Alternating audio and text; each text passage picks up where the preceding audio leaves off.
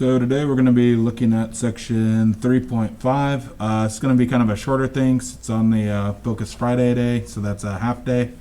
This is going to be about higher derivatives.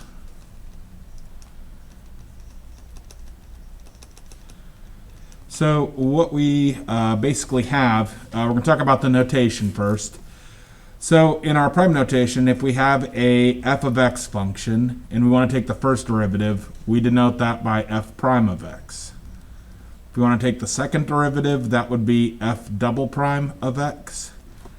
Third derivative would be f triple prime of x. And once we get beyond that, instead of trying to write like 4 or 5 prime hash marks there, we just go and switch over to like f of 4. That says we want to take the fourth derivative. F of 5 would be the fifth derivative, etc. So for prime notation, this is how it goes. For Leibniz notation, the first derivative we denote as df dx. The second derivative will be d squared f dx squared. Third will be d cubed f dx cubed.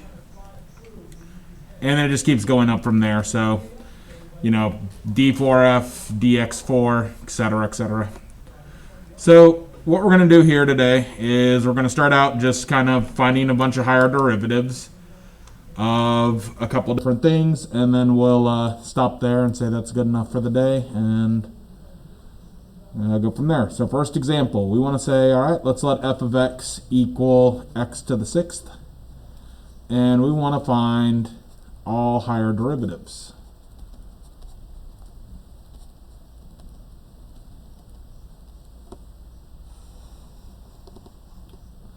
All right, so f prime of x. This would be the 6 comes down, and we get x to the fifth. So 6x to the fifth is f prime. For the second derivative, the 5 will come down, it'll hit the 6 that's already there. 5 times 6 is 30. That'll be x to the fourth. For the third derivative, the 4 comes down and hits the 30, so that's 120 x to the third. Then f of 4 would be, all right, so 3 hits the 120, that'll be 360 x squared. Then the fifth derivative would be 2 will hit 360, that'll make a 720.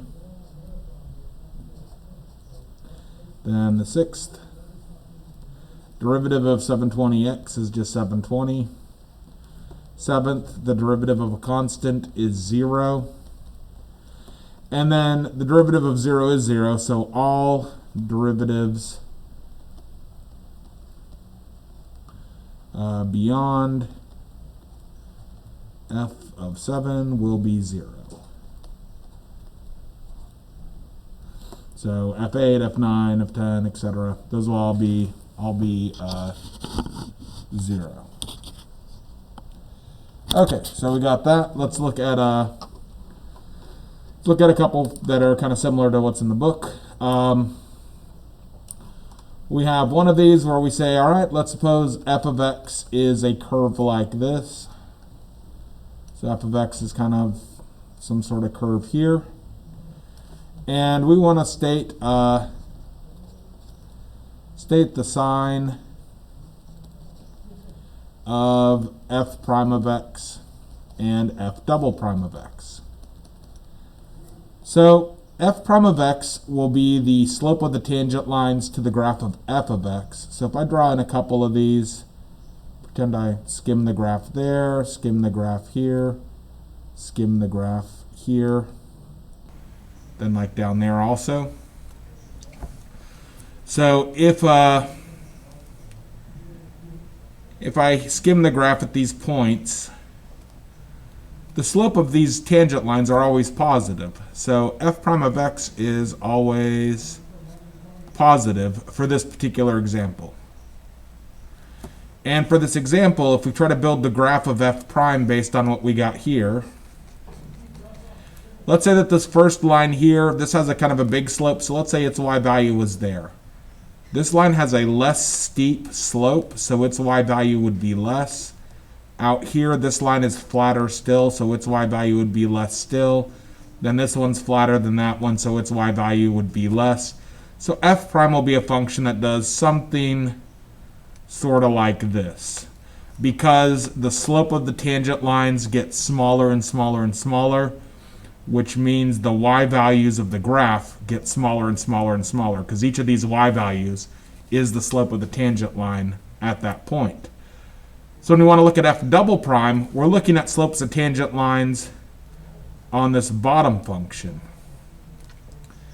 And so if we look at all those types of slopes, these are all negative. So f double prime will always be negative for this example. Okay, so we'll say that's good enough for that.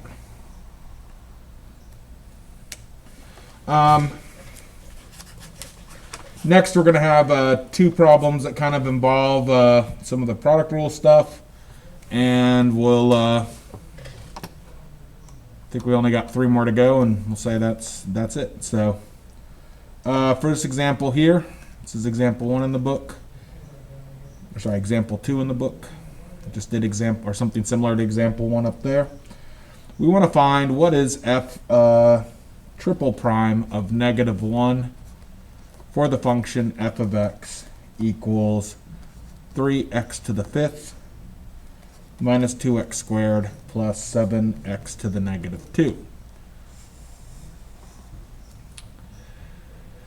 Okay, so first let's find f prime of x.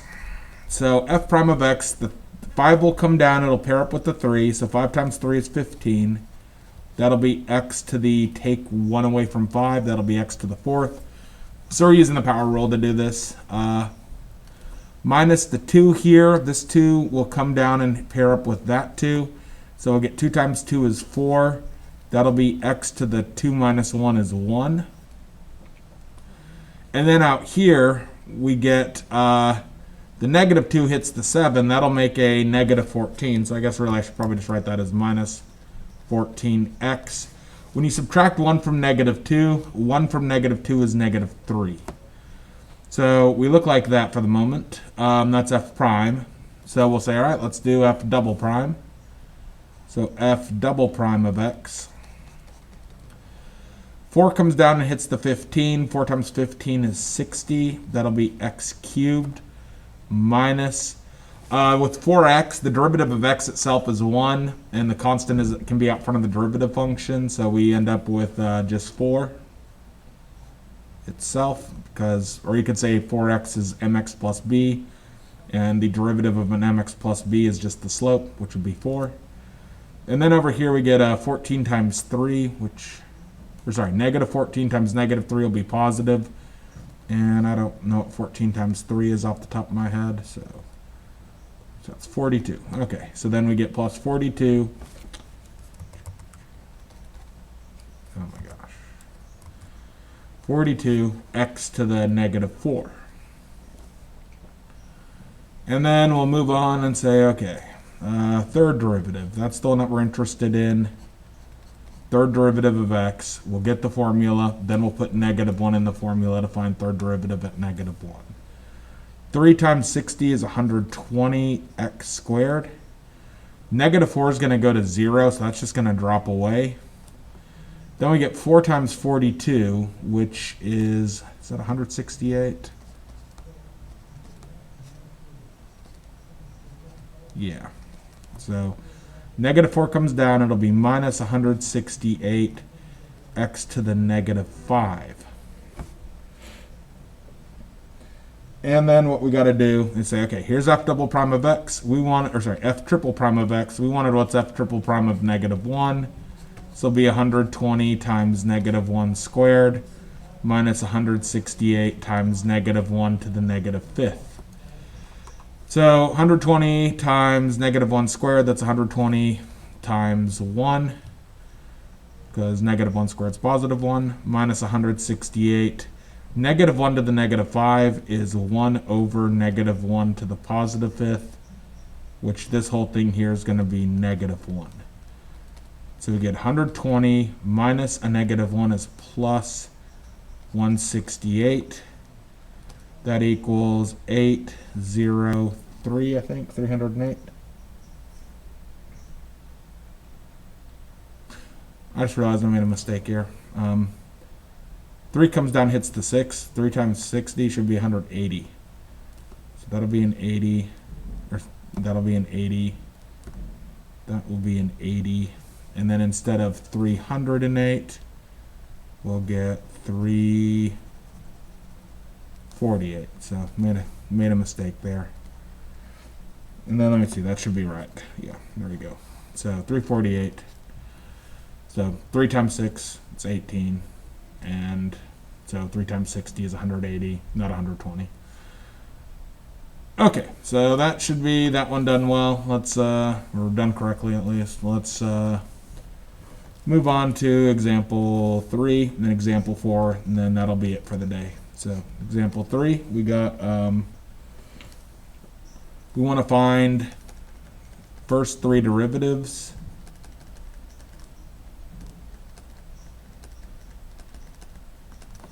of the function f of x equals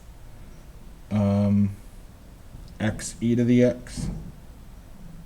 Sorry, I'm doing the wrong problem here. I'm going to find the first 4 derivatives of f of x equals x to the negative 1, and then we want to find a formula for fn of x. So find a formula that tells me the nth derivative. The book used the y there, but since I was copying the wrong problem initially, I wrote it with f, so we're just going to do it with f to the n instead of y to the n. Work should be the same. So we get, first of all, let's look at f prime of x. So f prime of x would equal negative x to the negative 2 from the power rule. Next up is f double prime of x. So the negative 2 will come down and hit the negative that's already there. That'll give me a positive 2, x to the negative 3, because negative 2 minus 1 is negative 3. And then we'll get f triple prime of x would be the negative 3, comes down, pairs up with the negative 2, we get negative 6, x to the negative 4. So when we want to generate our f to the n formula, first let's look at the power. When we're at the first derivative, the power here is negative 2. When we're at the second derivative, the power here is negative 3. Third derivative, we're at negative 4. So we're 1 ahead of the the derivative that we're at, but we're negative. So if we're at n, we'll be 1 ahead of n, which will be n plus 1, but we need to make the whole thing negative. So this takes care, so in our 1 we're at negative 2, 2 we're at negative 3, n we're at negative n plus 1. Now we need something that's negative when you're an odd number, because 1 and 3 are negative, and when you're an even number you'll be positive. So we can get that by using negative 1 to the nth power. When n is 1, this will be negative 1 to the first, which is negative. When n is 2, it'll be negative 1 squared, which is positive. When n is 3, it'll be negative 1 cubed, which is negative. So it'll just alternate where odd n's will be negative, even n's will be positive. And then what we have here, whoops, we're supposed to find the first 4 derivatives. Fourth derivative is 24. X to the negative 5. Okay, minus 1 out. There we go. Okay, so what we have here, when we're at the first derivative, we're going to focus on the numbers because we got the negative sign taken care of. When we're at the first derivative, that needs to become the number 1. The second derivative needs to become the number 2. The third derivative becomes the number 6, and the fourth derivative becomes the number 24. So we get 2. 2 is 2 times 1. 6 is 2 times 3. Or I guess we could say 3 times 2 times 1. 24 is 4 times 3 times 2 times 1. So basically, whatever the derivative number you're at, you need that number times all the smaller numbers. So if we're at n, we'll write it as n factorial. This is n times n minus 1 times n minus 2, etc. That's our formula. I'm going to write it a little bit cleaner down here. So f of n of x, it's negative 1 to the nth power. This gets the sign correct on these. It's times n factorial. That gets the number that's 1, then 2, then 6, then 24. And then it's x to the negative n plus 1. And that makes sure whatever derivative we're at, the power of x is 1 bigger, but negative. Okay, so that'll do it for that one. Then we just got one more of these, and then we'll wrap it up. So last one for the day. This is example 4 from the book. We want to find the first three derivatives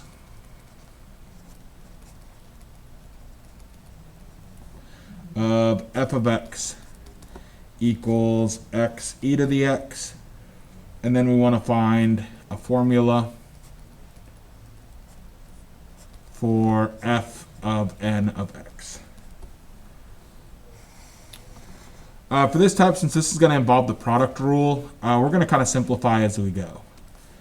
So f prime of x will be, I'll leave the x alone, I'll take the derivative of e to the x, which is e to the x, plus, now I'm going to take the derivative of x, which is 1, and I'll leave the e to the x alone. So it's left alone, take the derivative, leave it alone. So I got both combinations where we leave one alone and take the derivative of the other. This simplifies as x plus 1 e to the x. So then for the second derivative, I'm going to base it off of this statement right here. I'm going to leave the x plus 1 alone, take the derivative of the e to the x, which is e to the x itself, plus, now I'll take the derivative of the x plus 1, which is 1, and I'll leave the e to the x alone. So this will be x plus 1 e to the x, which is x plus 2 e to the x. So then for the third derivative, we'll do the product rule on the x plus 2 e to the x, and we'll say, all right, let's leave the x plus 2 alone. Let's take the derivative of e to the x, which is itself, plus the derivative of x plus 2 is 1, and this time we'll leave the e to the x to itself. This will be x plus 2 plus 1 e to the x, which is x plus 3 e to the x. So we got x plus 1 e to the x for our first derivative, x plus 2 e to the x for our second derivative, x plus 3 e to the x for our third derivative. It wanted us to find the formula for the nth derivative. So basically, they always have an e to the x. So we know that's going to be something in parentheses. There's always an e to the x. They all have just an x by itself, plus the thing we got to look at is what's the number. When we're the first derivative, the number's 1. The second derivative, the number's 2. Third derivative, the number's 3. So basically, it's x plus whatever derivative number you're at. So the nth derivative, it would be x plus n. And that'll wrap it up. So we'll stop there. We'll finish up the section next class period.